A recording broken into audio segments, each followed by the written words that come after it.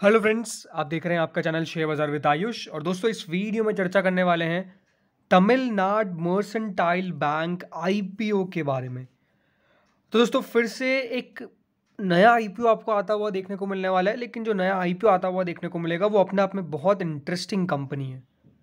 Tamil Nadu mercantile bank 100 साल से पुराना दोस्तों ये बैंक आपको रहता हुआ देखने को मिलने वाला है। यानी अपने आप में बेहद बड़ा इसका ट्रैक रिकॉर्ड रहता हुआ देखने को मिलने वाला है। तो इसके बारे में दोस्तों इसका डिटेल एनालिसिस करेंगे कि आखिर 100 साल तो दोस्तों इस बैंक को हो गए, लेकिन अभी भी क्या सबसे बढ़िया बात है और कुछ दिक्कतें उनको भी यहाँ पर हम डिस्कस करेंगे।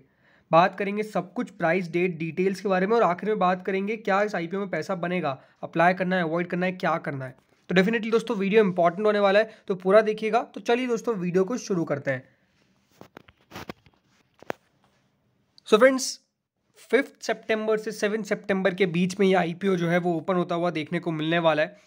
1921 में दोस्तों ये कंपनी यानी बैंक जो था वो आपको इनकॉर्पोरेट होता हुआ देखने वाला था, शुरू होता हुआ देखने को मिला था।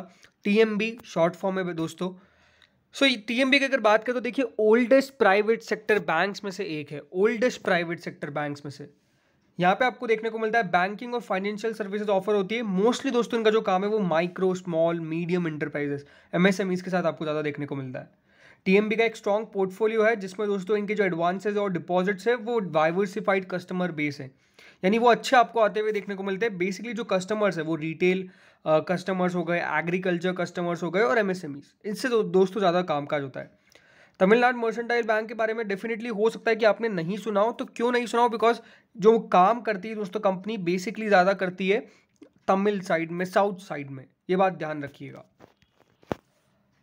कंपनी की अगर ब्रांचेस की बात करें तो 31 मार्च 2022 तक कंपनी की जो ब्रांच नेटवर्क था वो करीबन 509 ब्रांचेस थे, जिसमें टोटल कस्टमर बेस 5.08 मिलियन आपको यहाँ पर रहता हुआ देखने को मिला। यानी ऑलमोस्ट यहाँ पे कह सकते हैं कि कंपनी का जो आपको बेस है वो 50 लाख से ज़्यादा का कस्टमर बेस तो साफ साफ देखने को मिल ही रहा है।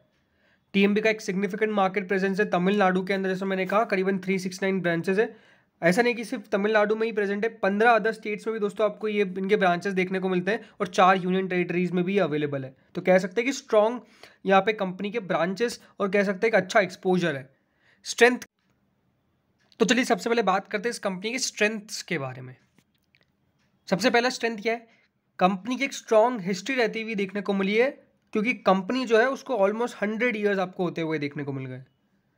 16 स्टेट्स, और यहाँ पे आपको देखने को मिलेगा 4 से ज़्यादा यूनियन टेरिटरीज में अवेलेबल है।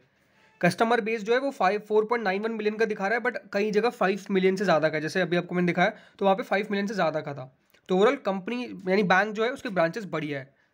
दूसरी बात, इनके जो ऑपरेशंस आपको देखने को मिलते हैं वो तमिलनाडु के अंदर डेफिनेटली है, लेकिन यहाँ पे आपको देखने को मिलेगा 76.33% ऑफ जो बिजनेस है वो आपको सिर्फ तमिलनाडु से आता हुआ देखने को मिलता है। तो कह सकते हैं कि एक स्टेट तमिलनाडु में इनका सबसे ज़्यादा स्ट्रॉन्ग प्रेजेंस है, नाम ही उससे पड़ा है।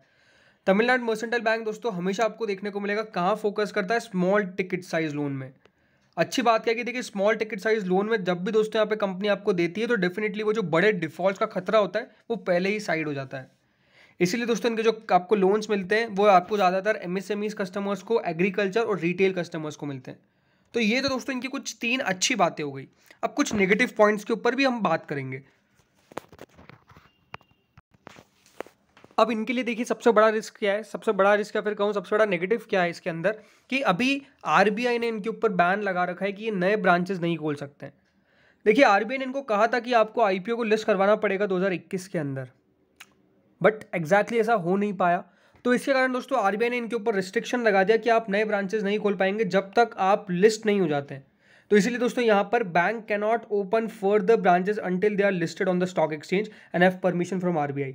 लेकिन कह सकते हैं कि दोस्तों ये जो दिक्कत है, ये जैसे ही कंपनी लिस्ट हो जाएगी वैसे ही जो दिक्कत है वो यहाँ पे जो आरबीआई का कह सकते हैं बैन है वो आपको अपलिफ्ट होता हुआ देखने को मिल जाएगा। बट अभी डेफिनेटली ये दिक्कत वाली बात है। दूसरी बात क्या कि जो बैंक है वो करंटली डिपेंडेंट किस पे, जैसे मैंने कहा कि MSMEs, retailers, agri financing customers के ऊपर, जिसके कारण दोस्तों एक एडवर्स डेवलपमेंट पड़ता हुआ देखने को मिलता है, जो कह सकते हैं कि यहाँ पे दिक्कतें आती हुई देखने को मिल सकती है। बिकॉज जो बड़ी ग्रोथ की बात होती है वो डेफिनेटली दोस्तों बड़े कस्टमर्स के साथ होती है, तो वो एक डेफिनेटली मिसिंग है यहाँ पर। तीसरी अगर बात करें तो कंपनी के इंक्रीज जो आपको अगर इंक्रीज होते हुए देखने को मिले तो इससे कंपनी के पोर्टफोलियो पे बड़ा असर पड़ सकता है।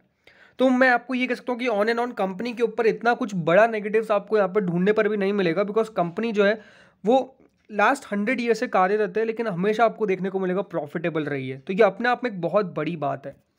अब बात करते हैं दोस्तों इनके फाइनेंशियल्स के ऊपर। सबसे पहली बात तो देखिए, कोई छोटी मोटी कंपनी, छोटा मोटा बैंक तो आपको देखने को ही मिलता नहीं है। 31 मार्च 2020 में कंपनी की जो नेट वर्थ थी, या फिर मैं सिर्फ प्रॉफिट आफ्टर टैक्स कर लेता हूँ, प्रॉफिट आफ्टर टैक्स था 464 करोड़। 31 मार्च 2021 में दोस्तों ये 654 करोड़ हो गया, और 31 मार्च 2022 को ये 901 करोड़ हो गया। तो कंपनी का प्रॉफिट आप देखिए कितना तेजी से बढ़ रहा है। लगातार कंपनी का बिजनेस जो है वो ग्रोथ दिखाता हुआ देखने को मिल रहा है, और इसके अंदर कोई डाउट नहीं कि कंपनी का बिजनेस बढ़िया चल रहा है। कंपनी का रेवेन्यू अगर आप देखेंगे तो हर साल बढ़ता हुआ देखने को मिला है। कंपनी की नेटवर्थ जो है वो आपको हर साल बढ़ती हुई देखने को मिली है। तो फाइनेंशियल्स तो क्या कह सकता हूँ, बेहद स्ट्रॉन्ग फाइनेंशियल्स वाली कंपनी है ये। तो ये तो दोस्तों बात हो गई कंपनी के फाइनेंशियल्स के ऊपर, ये तो बात हो गई कंपनी की स्ट्रेंथ और वीकनेसेस के ऊपर। अब बात करते हैं दोस्तों यहाँ पर जो इंपॉर्टेंट है कि कंपनी आखिर ये इशू ला क्यों रही है। तो देखिए, कंपनी ने साफ साफ कहा है कि जो कंपनी को इशू लाना है वो इसके लिए ताकि ऑगमेंट टायर 1 कैपिटल बेस इनको चाहिए, ताकि फ्यूचर कैपिटल रिक्वायरमेंट हो जाए। कुछ ऑफर इशू एक्सपेंसेस है। इंपॉर्टेंट बात इसमें अगर आप देखेंगे, ऑब्जेक्ट ऑफ द इशू क्या है कि कंपनी अपने ब्रांचेस भी नहीं खोल पा रही है, इसलिए कंपनी को स्टॉक मार्केट के जो बेनिफिट्स होते हैं वो भी चाहिए। तो ये तो इंपॉर्टेंट कंपनी के इशू जो हो गया, ऑब्जेक्ट क्यों है, क्योंकि क्यों कंपनी को आईपीओ लाना है। अब बात करते हैं दोस्तों कंपनी के डिटेल्स के ऊपर। तो 10 रुपये की फेस वैल्यू वाली कंपनी है ये, 10 रुपये की फेस वैल्यू है। आप जरूर ये सोचेंगे कि 525 रुपये तो महंगा है। बिल्कुल महंगा नहीं है दोस्तों। 525 रुपये किस पे दे रही है, 10 रुपये पे। कंपनी आज की नहीं है, बैंक आज का नहीं है, 100 साल हो गए। तो आई थिंक फेयर वैल्यूएशंस पे कंपनी ये आईपीओ लाती हुई देखने को मिल रही है। जितने पे लाना चाहिए था उतने पे ला रही है। 28 शेयर मिलेंगे आपको टोटल। इशू साइज यहाँ पे आपको देखने को मिलेगा 831 करोड़ रुपए का आपको देखने को मिलेगा। इंपॉर्टेंट क्या है कि पूरा का पूरा फ्रेश इशू आपको देखने को मिलता है। फ्रेश इशू है इसीलिए दोस्तों जो ऑफर किया गया है शेयर्स वो QIB को सबसे ज़्यादा 75%, NIS को 15% और यहाँ पर रिटेलर्स को मात्र 10%, बिकॉज ये फ्रेश इशू है। तो क्योंकि सेबी की गाइडलाइंस होती है तो इसके कारण इनको 10% ही रिटेल को ऑफर करने का मौका मिला है।